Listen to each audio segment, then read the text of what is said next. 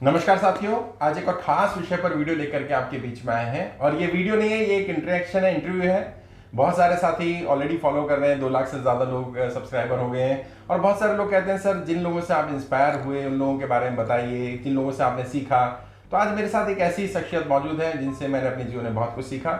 मैं उनके बारे में, उनके इंट्रोडक्शन के लिए जितने भी शब्द यूज़ किए जाए, जो भी कहा जाए वो कम रहेगा। बट मैं इतना कह सकता हूँ कि मैंने गांधी जी को तो नहीं देखा, लेकिन हाँ ऐसे लोगों को देखा है जो गांधी जी के आदर्शों को अपने जीवन में उतार रहे हैं, उनको जी रहे हैं, जीने की कोशिश कर रहे हैं। और आज ऐसे ही एक शख्सियत हमारे साथ मौजूद है, प्रोफेसर विपिन त्रिपाठी भारती जी, जो IIT के प्रोफेसर भी रहे हैं और हमारे लिए आदर्श हैं, मार्गदर्शन हमारा करते रहते हैं। कोशिश करते हैं हम उनसे सीख पाएँ।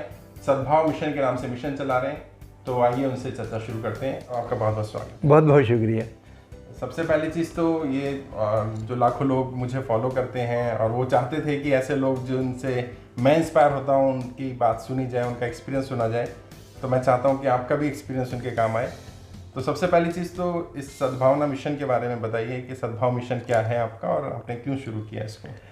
ऐसा है कि 1989 में हिंदुस्तान में एक नफ़रत की आंधी चालू हुई धर्म के नाम पर, और एक बहुत बड़ा दंगा हुआ भागलपुर में जी।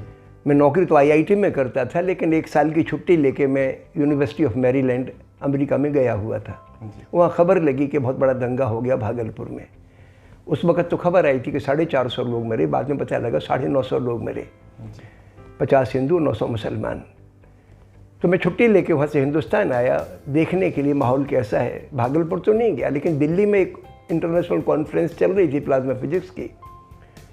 तो मैंने लोगों से बातचीत की तो लोग बोले साहब ये तो 1000 साल का जो जुल्म हुआ उसकी प्रतिक्रिया है।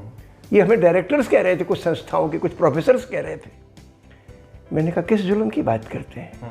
ये भागलपुर में जो लोग मरे हैं ये तो मजदूर मरा है, और ये मजदूरों के बाप दादे भी मजदूर ही रहे होंगे, चाहे वो हुकूमत पृथ्वीराज चौहान की रही हो, चाहे बाबर की रही हो, चाहे किसी और की रही हो। तो ये बदला किसका किससे? शोषण करता है हुकूमत करने वाला राजा महाराजा या व्यापारी, और मारा जाता है, बदला आप ले रहे हो उससे जिसका उसने भी शोषण किया। ये क्या बात है? तो कुछ प्रोफेसरों को तो मेरी बात समझ में आई, लेकिन यही बात जब मैं अमेरिका गया वापस, और वहाँ पे NIH करके एक संस्था है, नेशनल इंस्टीट्यूट ऑफ हेल्थ, जब मैंने उन लोगों से बातचीत की उन्होंने वही आर्गूमेंट रिपीट कर दिया। दरअसल एक नेटवर्किंग की तरह ये घृणा की जो का अभियान चलाया जा रहा था कि कत्ल करो आदमी को कि बाबर की औलाद है या ये भगवान राम का दुश्मन है। इस तरीके की घृणा लोगों की आंखों में भर दी गई थी, तो लोगों की आंखों पे पर्दा पड़ गया था। मजदूर को मजदूर नहीं देख पा रहे थे, उनको शैतानों की शक्ल नजर आती थी ताकि उनके कत्ल पे जश्न मना सकें और अपने आप को बहुत बड़ा धार्मिक और देशभक्त कह सकें। तब मैंने महसूस किया कि हिंदुस्तान तो मिट्टी में मिल गया है। और उस माहौल में फिर हमने एक सभा की यूनिवर्सिटी मैरीलैंड में NRIs की, हिंदुस्तानियों की, और फिर कैंपेन चलाया इस सवाल पे। फिर एक संगठन खड़ा हुआ, शुरू में तो नाम उसका रखा फोरम फॉर सेकुलर इंडिया, लेकिन जब मैं हिंदुस्तान लौट कर आया और हिंदुस्तान के अलग अलग इलाकों में घूमा तो 17 जुलाई 1990 को सद्भाव मिशन का गठन हुआ। सिंगल पॉइंट एजेंडा था कि हम सांप्रदायिकता का grass roots non violent resistance खड़ा करेंगे, यही मकसद है। और ये मैंने महसूस किया काम करते करते कि हिंदुस्तान में जो गुलामी का दौर गुजरा हमारे ऊपर, जिसको हम साम्राज्यवाद का दौर कहते हैं, वो साम्राज्यवादी मानसिकता से हमारे हिंदुस्तान का जो संपन्न वर्ग है आज़ाद नहीं हो पाया। जो अंग्रेज हुकूमत करके दबाते थे कि दबा के रखो, कुचल के रखो, उसी तरीके की मानसिकता हमारे हिंदुस्तान के संपन्न वर्ग में, अफसरों में, बड़े व्यापारियों में, बड़े कारोबारियों में है। और धार्मिक घृणा उनका औजार है। जिस तरीके से अंग्रेज़ों ने फूट डालो राज करो की नीति अख्तियार की थी, हमारे हिंदुस्तान का जो आज का एलीट है, संपन्न वर्ग है, जो हुकूमत चला रहा है मुल्क पर, उसके रगों में नफरत भर गई है। और नफरत उसका एक इंस्ट्रूमेंट है, औजार है। तो जैसा आपने कहा 1990 यानी लगभग 31 वर्ष आपको इस सद्भाव मिशन जी को जी। हो गए। आपको क्या लगता है क्या बदला इन 31 वर्षों में? क्या वो सांप्रदायिकता कम हुई या वो बढ़ी, या आपके हिसाब से क्या कहाँ जा रहे हैं हम? एक बहुत बुनियादी फ़र्क आया है। 1990 में 2 चीज़ें हिंदुस्तान में घटी। एक तो ये नफ़रत तूफ़ानी तौर पर मुल्क में दाखिल हुई राम मंदिर आंदोलन के ज़रिए, उसी वक्त हिंदुस्तान में नई आर्थिक नीति आ गई, ग्लोबलाइजेशन और लिबरलाइजेशन का दौर आ गया। उससे व्यापारियों को बहुत फ़ायदा हुआ। फ़ायदा तो उनको कांग्रेस ने चूंकि लिबरलाइजेशन चालू किया तो फ़ायदा तो कांग्रेस की नीतियों की वजह से हुआ, लेकिन उनकी पूरी की पूरी हमदर्दी और कमिटमेंट जो था वो आरएसएस के प्रति था, नफरत के प्रति था। तो लिहाजा जब चुनाव हुआ 2-4 साल के बाद, तो वो कांग्रेस जिसने उनके लिए इतना फ़ायदा पहुंचवाया था, सारे के सारे व्यापारियों ने साथ छोड़ दिया उनका और मीडिया पे कब्जा हासिल कर लिया। तो उनके पास हाथ में एक बहुत बड़ा इंस्ट्रूमेंट लग गया, मीडिया।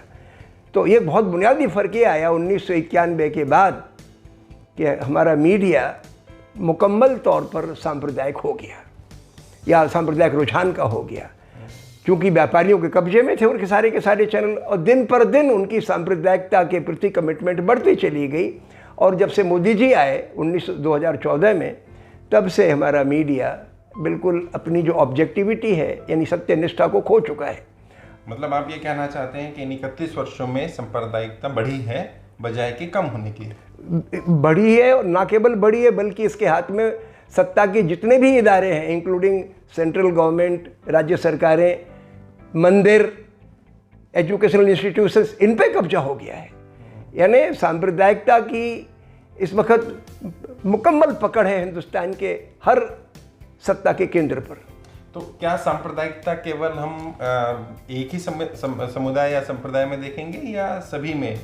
कट्टरपंथी तो सोचे मुसलमानों में भी है, सिखों में भी है, क्रिश्चियनिटी वालों में भी है, तो सिर्फ हिंदुइज्म पर ही क्यों आपने राम मंदिर का ही जिक्र किया? वजह ये है कि एक तो कट्टरपने में और सांप्रदायिकता में थोड़ा सा फर्क है। कट्टरपना भी घृणित चीज़ है, बुरी चीज़ है कि साहब मेरा धर्म बड़ा, मेरा ये बड़ा, ये दुर्भावना मुसलमानों में भी है। लेकिन सांप्रदायिकता एक ऑर्गेनाइज्ड कैंपेन भी है कि हमें रिसोर्सेज का इस्तेमाल करके कुचल के रखना है। तो मुसलमानों में कट्टरपने वाले लोग हैं। हालांकि अभी भी मेरा मानना यह है कि किसी भी कम्युनिटी में, हिंदू हो चाहे मुसलमान हो, ऊपर के 10-15% लोग ही सांप्रदायिक हैं, अवाम सांप्रदायिक नहीं है। बल्कि मुसलमानों में चूंकि इलीट वर्ग की तादाद बहुत कम है, इसलिए उसमें 3-4% होंगे। हिंदुओं में थोड़ा इलीट वर्ग की तादाद ज़्यादा है, इसलिए परसेंटेज ज़्यादा है उनमें सांप्रदायिक लोगों का।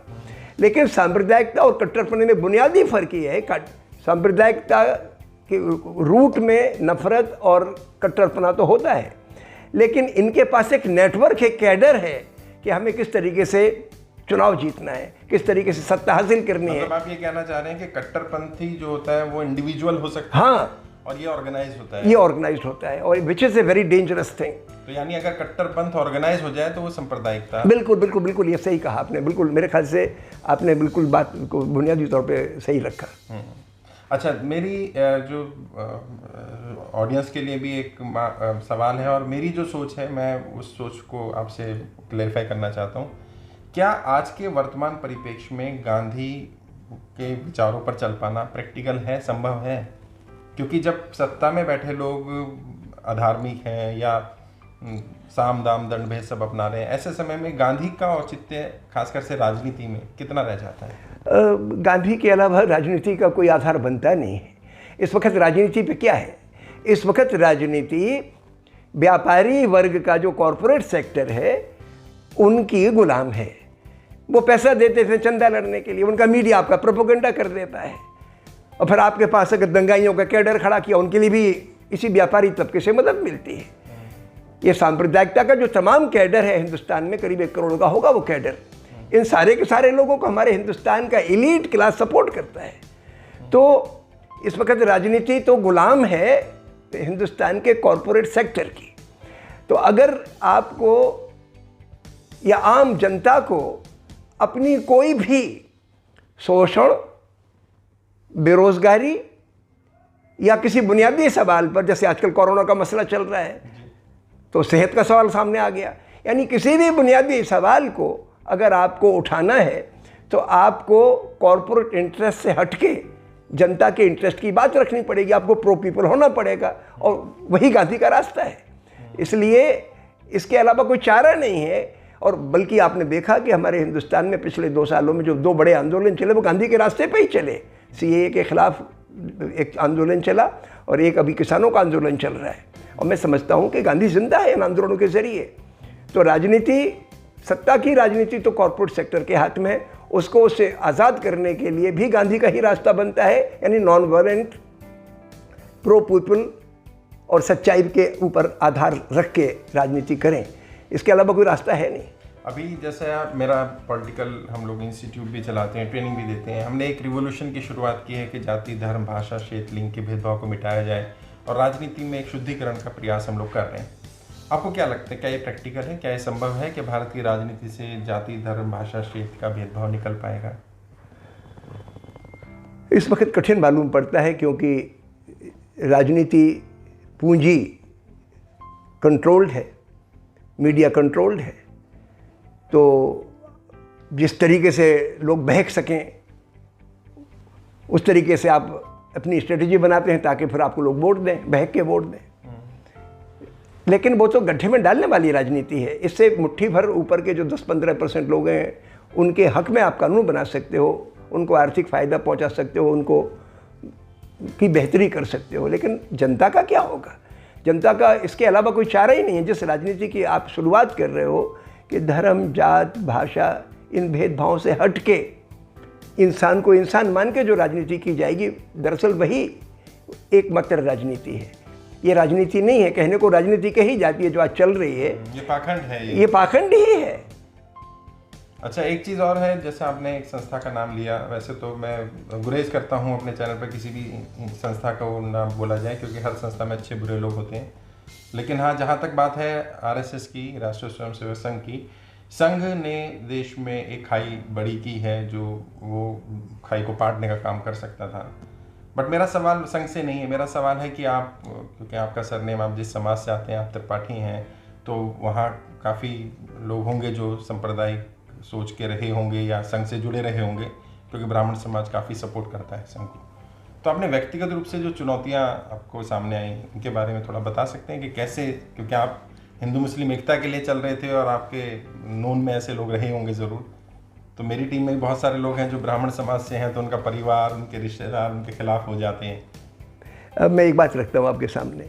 जब आज़ादी की लड़ाई लड़ी जा रही थी तो मेरे पिताजी की आज़ादी की लड़ाई में लड़ रहे थे, तो उनके खिलाफ वारंट निकल गया। पुलिस पकड़ नहीं पा रही थी उनको, थे तो गांधीयन लेकिन अंडरग्राउंड थे, घूम रहे थे। तो कुड़की करने के लिए पुलिस का अधिकारी, वो थानेदार आ गया और साथ में तहसील का आदमी आ गया। तो पूछा, भाई घर कौन सा है? मेरे पिताजी का नाम हरदास शर्मा। तो उन्होंने कहा, हरदास शर्मा घर कौन? तो मेरे पिताजी के चाचा निकल आए, अरे साहब वो तो कुछ नहीं है, वो तो बिल्कुल आवारा है, और वो एक छोटा सा घर दिखा दिया, घर का एक छोटा सा कमरा कि इसमें रहता है वो तो। इसलिए मैं, मेरे पिताजी के पिताजी निकल आए, मेरे दादाजी निकल आए। बोले क्या है साहब? बोले हरदास शर्मा का घर कौन सा है? बोले पूरा घर उसी का है, ये जो भी भैंस हमारे पास वो भी उसी की है, जो हमारे पास ज़मीन है, ये घर, ये बर्तन भी उसी के हैं। उस ज़माने में एक एक बर्तन अगर किसी के पास, ज़्यादातर लोग मिट्टी के बर्तन रखते थे, हमारे घर में एक आध लोहे वोहे का बर्तन था। तो उन्होंने कहा, साहब पीतल वीतल के बर्तन भी उसी के हैं, आप जो चाहें ले लीजिए।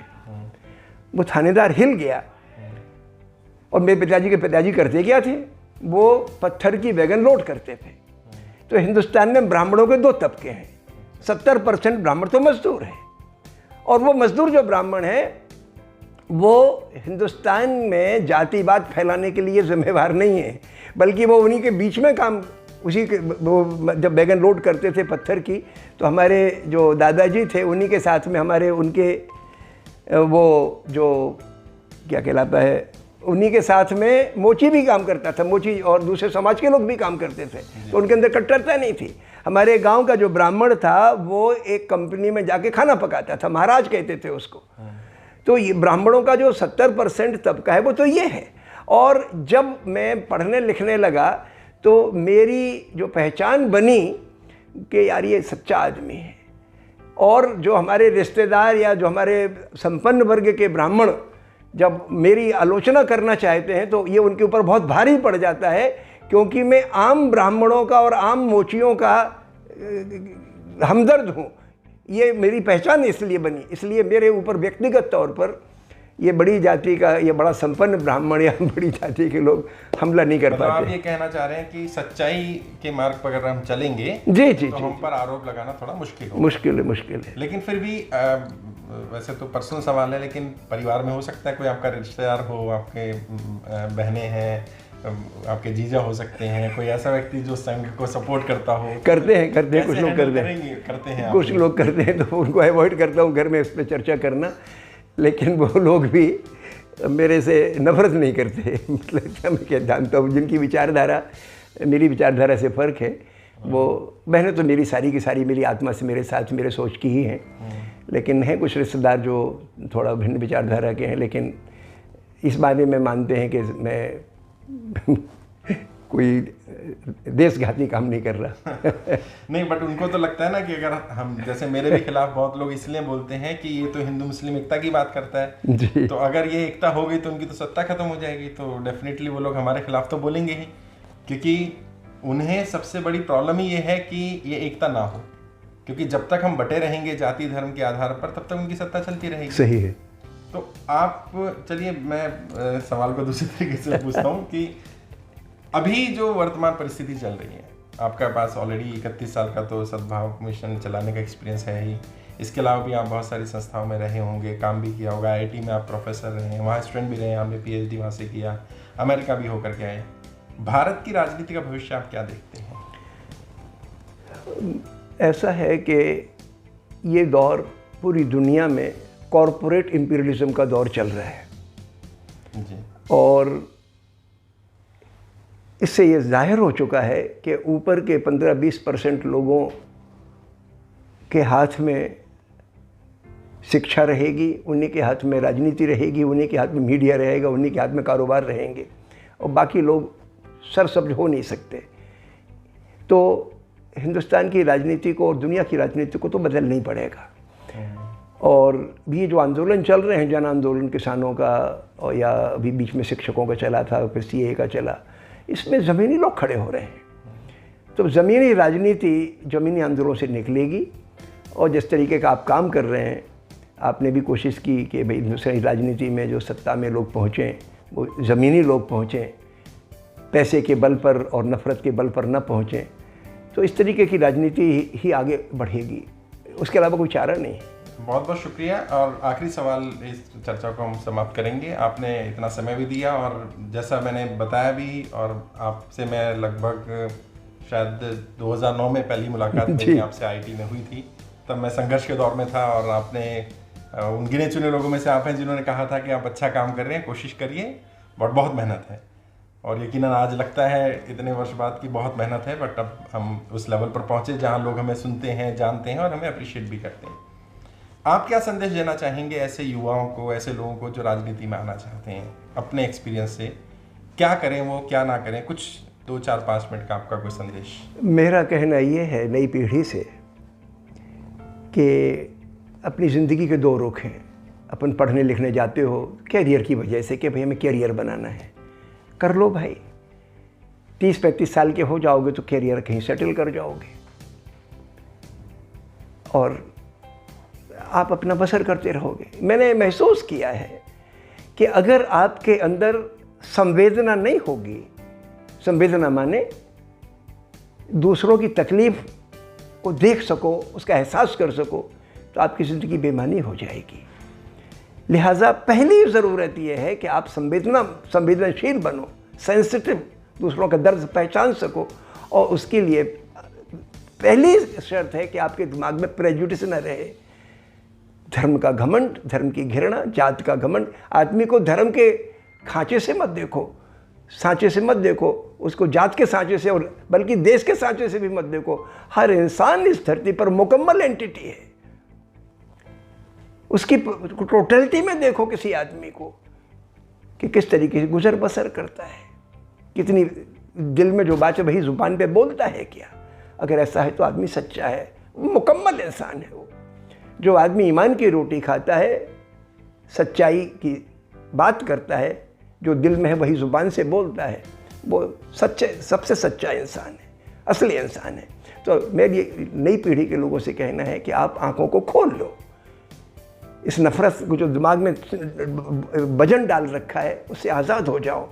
Liberate yourself. जब आप आज़ाद हो जाएंगे तो आप हिंदुस्तान में और दुनिया में आज़ादी का माहौल पैदा करोगे। बहुत ताकत है इंसान में।